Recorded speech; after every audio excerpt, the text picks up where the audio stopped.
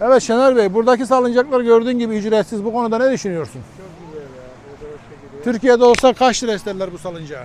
Abi selam verenden para istiyorlar ya. Selam versen 500 lira. değil mi? Vallahi ben He? fazla nefes alamıyorum vergi çıkaracaklar diye. Evet, evet, Türkiye tamamıyla zenginler ve fakirler arasında bir uçurum girmiş evet, bir memleket oldu.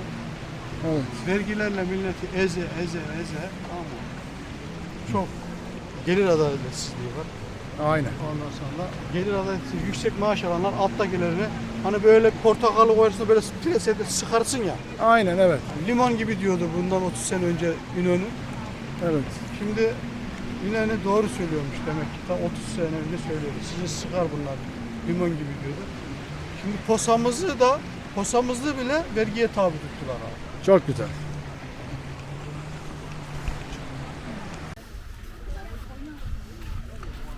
Evet arkadaşlar. Tien plajından ayrılıyoruz. Yüzdük, çimdik, gezdik, tozduk. Yani gayet güzeldi bize göre. Gelenlere tavsiye ederim.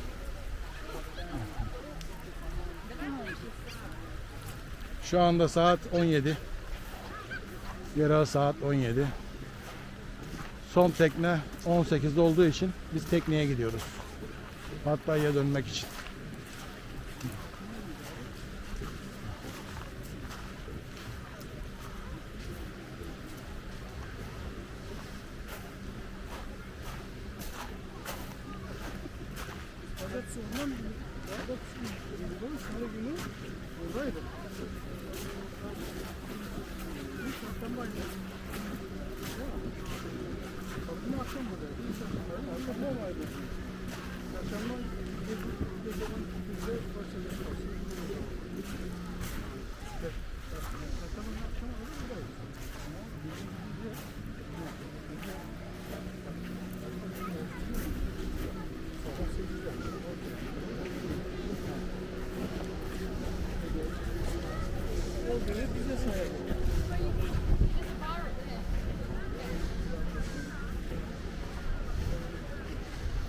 Yarın kaç gün günümüz var?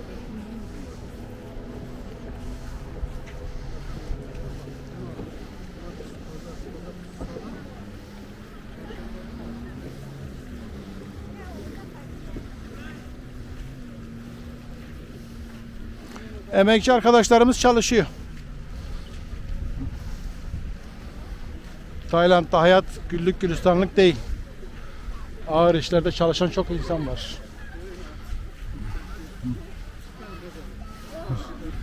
Yes, you süper model, süper model. Bu hanımefendilerin fotoğraflarını çektik. Bayıldılar. Yani o kadar çok beğendiler ki fotoğrafları. Sevinçlerinden havaya uçtular desem yalan olmaz. Kendileri de çekiyordu fotoğraf ama şeydi biraz, makineleri iyi değildi. Güzel pozlar yakalayamamışlardı işin gerçeği. Bu arada yine ters ışığa düşüyoruz galiba.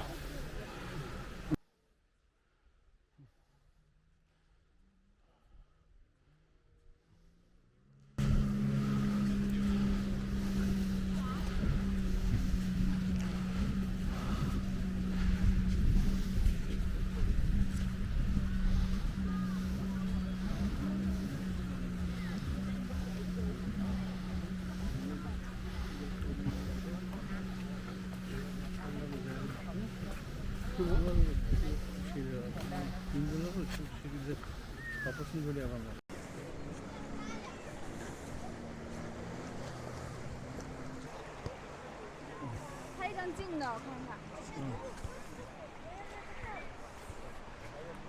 Tienara.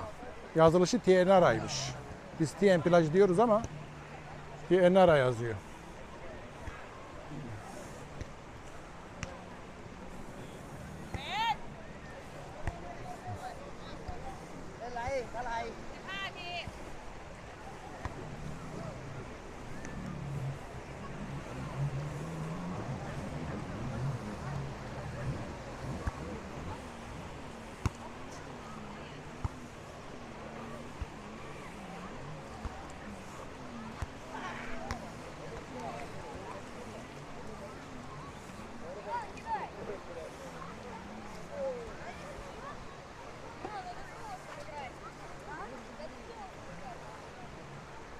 Bu arada arkadaşlar buraya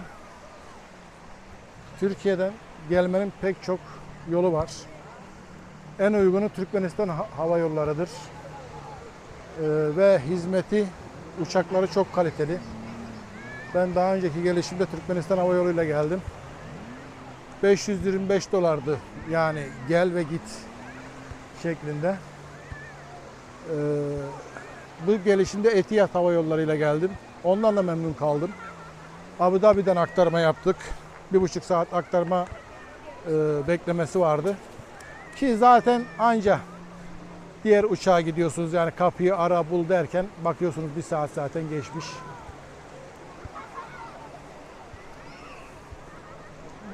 Diğer arkadaşlar Katar Hava Yolları ile geldi. Onlar Doha'dan aktarma yaptı. Şimdi benim buraya gelmem, yani havadaki süre 11 saat. Beklemelerle 13-14 saati bulabilir. Yani aktarma sırasında eğer çok bekliyorsanız, ki 7 saat, 8 saat, bazen 24 saat bekleme olan uçaklar var yani. Buraya bilet alırken aktarma süresine dikkat edin. Yani 3 saat civarı da çok iyi oluyor, onu da söyleyeyim. Çünkü yaklaşık 4,5 saat uçakta otur sıkılıyorsunuz, ayaklarınız uyuşuyor. Ama aktarma istasyonuna geldiğinizde, mesela ben Abu Dhabi'den aktarma yaptım. Keşke dedim biraz daha uzun bekleseydik burada, 3 saat falan bekleseydik. Hem bir yürüyüş yapar ayaklarımızı açardık. Hem çok güzel bir havalanı var oranın. Orayı şöyle rahat rahat gezerdik. 1,5 saat bana az geldi yani. Ama diğer arkadaşlar da Doha'dan aktarma yaptı. Onlar 7 saat beklemişler. Onların aktarma süresi 7 saatmiş. Orada bayağı bir vakit geçirmişler. Yani uzun aktarmalardan korkmayın. Sıkış tıkış alelacele gitmektense 3 saat 4 saat aktarması olan biletleri alırsanız bence daha iyi.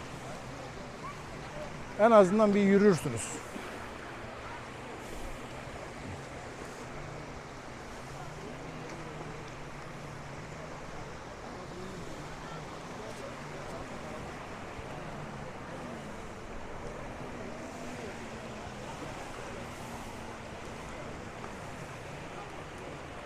Evet.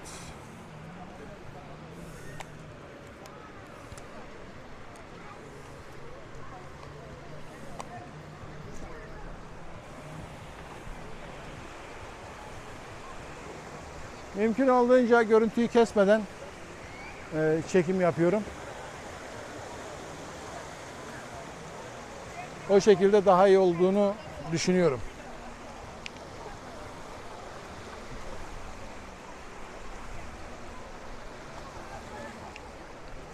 Şu kumun güzelliğine bir bakın.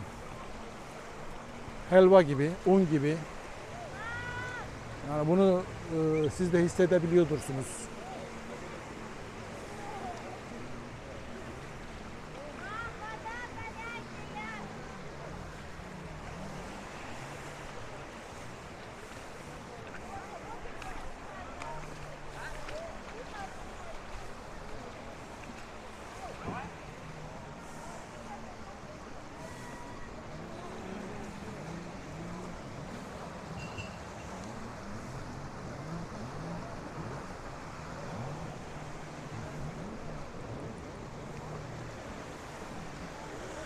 Diğer plaja göre burada jet ski daha az. Yani şu anda gördüğüm 4 tane var. Hatta 3 taneymiş. Ama diğer plajda herhalde 20-30 tane vardı. O nedenle Hintliler o plajlara gidiyorlar. Orada paraşüte binme de var. Burada mesela ben görmedim, paraşüt olayını burada görmedim.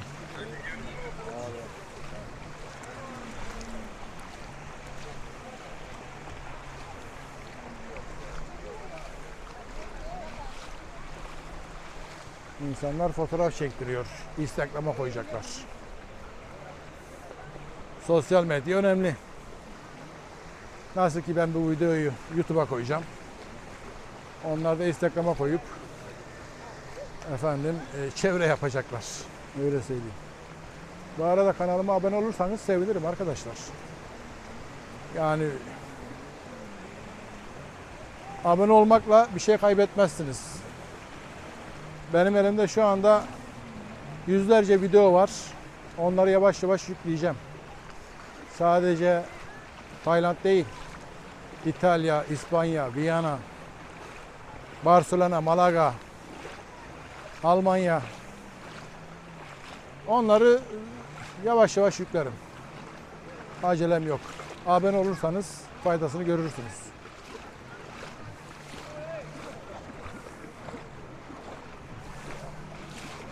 Ayaklarım serinlesin diye suyun içinden gidiyorum. Bu arada yine ters aşağı düşüyoruz ama ne yapalım. Artık idare edeceksiniz.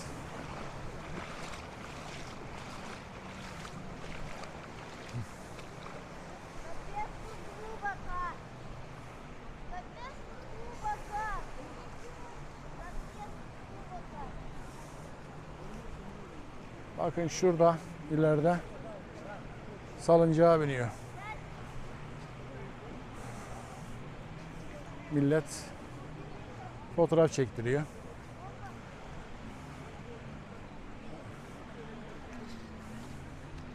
Ya bizde olsa şu salıncak için bile para isterler ha. Vallahi ya. Ver kardeşim, salıncağa binmek 100 lira. Belki 250 lira. Türkiye'deki fiyatlara artık aklımız ermediği için, her gün fiyatlar değiştiği için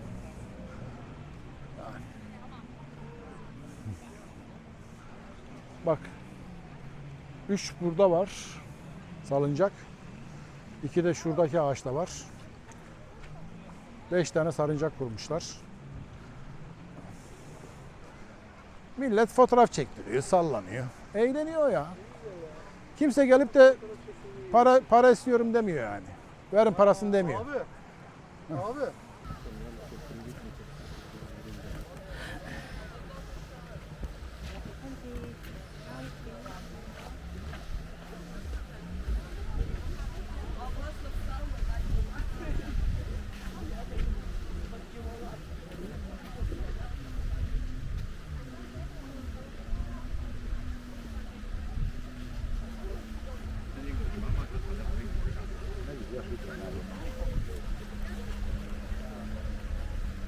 При этом сам поняшка из сверху. Да. А это потому что, наверное, поняшка его больше. Ну да, похоже. А он не знает.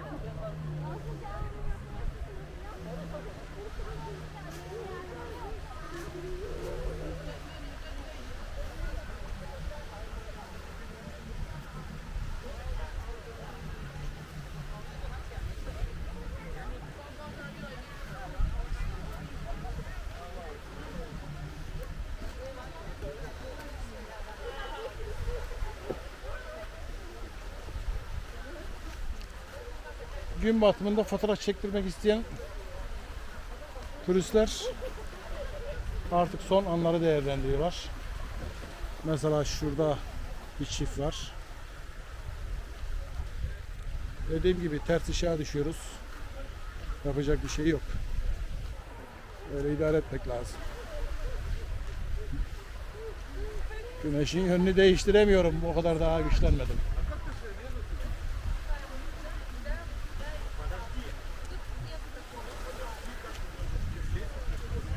Şöyle son bir kez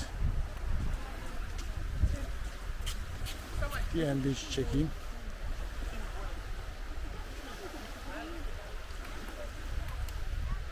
Kumun, güneşin güzelliğini görebiliyorsunuz değil mi? Umarım aksettirebiliyordur.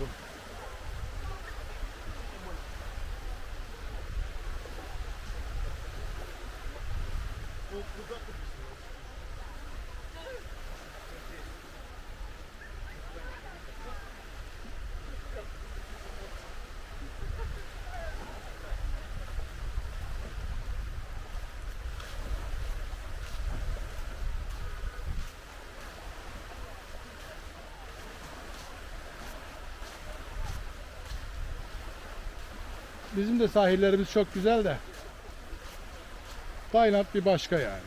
İkisi kıyaslanmaz. Çok güzel sahiller bizde de var.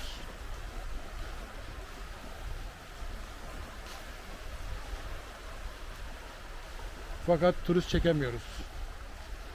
Çektiğimiz turist de düşük bütçeli. Otele tıkılıp kalıyor. Bir yeri görmeden geri ülkesine dönüyor. Türkiye'de durum bu.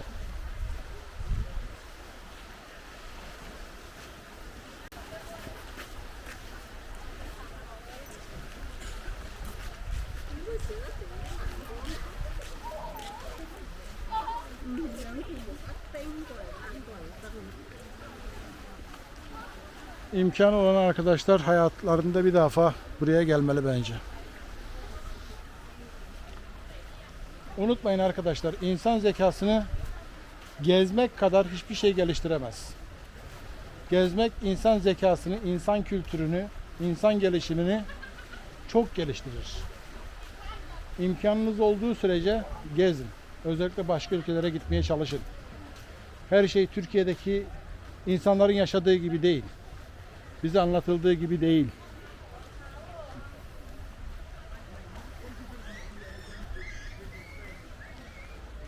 Çok değişik kültürler var. Çok değişik hayatlar var.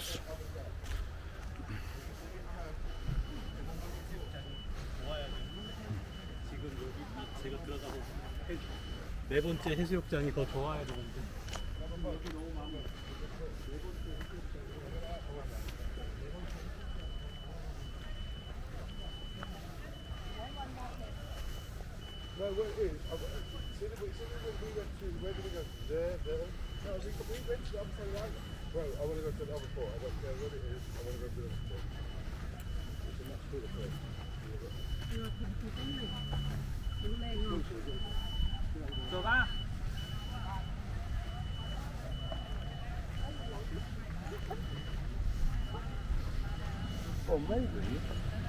Her yerde fotoğraf çeken insanlar var yani, her yerde.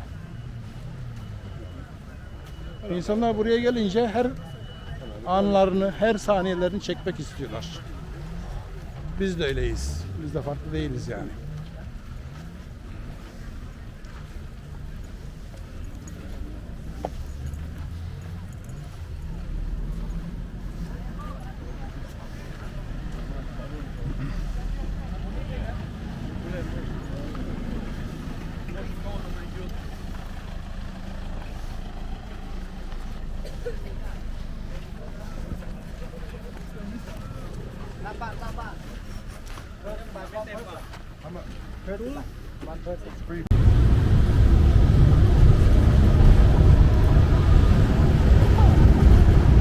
Şu anda Taewen plajından Tien plajına gidiyoruz. 那我回去再传那个。 Orada oldukça güzel çekimleri yaptım. 看一下你峡湾的。 Biraz da Tien plajını çekelim. 那我们回去。 Yine tuktuka bindik. Buranın ulaşım aracı tuktuk. 这里其实很干净的，亲自点。 Bir de motor tabi. 我一开始都在看韩国，他跟我说韩国在哪里回去？系统这个要远，还大。哇，应该下雪了。 Oldukça dik bir tepe çıkıyoruz. 我昨天为什么我会这么嗨？其实我昨天很困，但我为什么这么兴奋？为什么？我老板这个力量不对好像。我在杭州，我到时我会想到，我前心里有一天在冬天，穿个短裤，在凌晨3点钟， Manzara ne kadar görünüyor bilmiyorum ama 吊车竟然不能。 我是小一些。 bu yanımızdaki arkadaşlar Çinliymiş. Fakat onlara biz Türk olduğumuzu bir türlü anlatamadık. Sanki Türkiye diye bir ülkeyi hiç duymamışlar. Türkiye diye bir yeri duymamışlar. Yani ilginç. Türkiye, Türkiye, Türkiye, Türkiye. Evet, 10 dakikadır Türkiye'yi anlatmaya çalışıyoruz sayın seyirciler. Russia. Yani böyle bir şey ben ilk defa karşılaşıyorum. Dünyada Türkiye'yi bilmeyen bir Çinliye rastladık. Daha doğrusu 4 Çinliye rastladık. 俄罗斯。 Bak o diyor ki neresi orası diyor.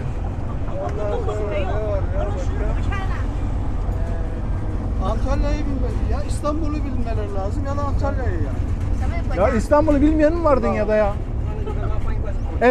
İstanbul de bakayım. Belki İstanbul. Mekke, ondan sonra Arkadaş Mekke'den girdi. 3 tane. Bu arada Frekans, 有啊， frekans, high frekans, 3 evet demek ki Türkiye'yi bilmeyen Çinliler de varmış arkadaşlar. Arabada da bildiremedim ben. Anlata. Abi sen de Mekke'den girdin yani. Mekke tane nere, büyük Türkiye nere? Bu arada TM plajına geldik. Ya tamam gel anlatma boş ver gel. Al.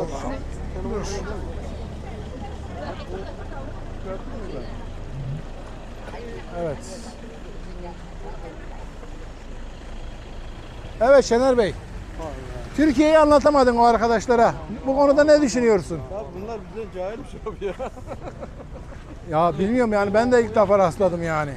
Bunlar Ya Türkiye diyoruz bilmiyor, Türkiye diyoruz bilmiyor.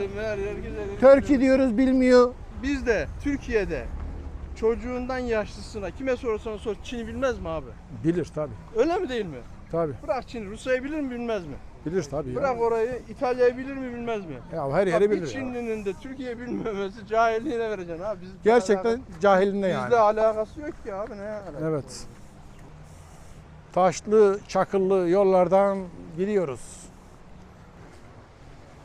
Burası daha nezih, daha Avrupalı turistlerin geldiği bir plaj.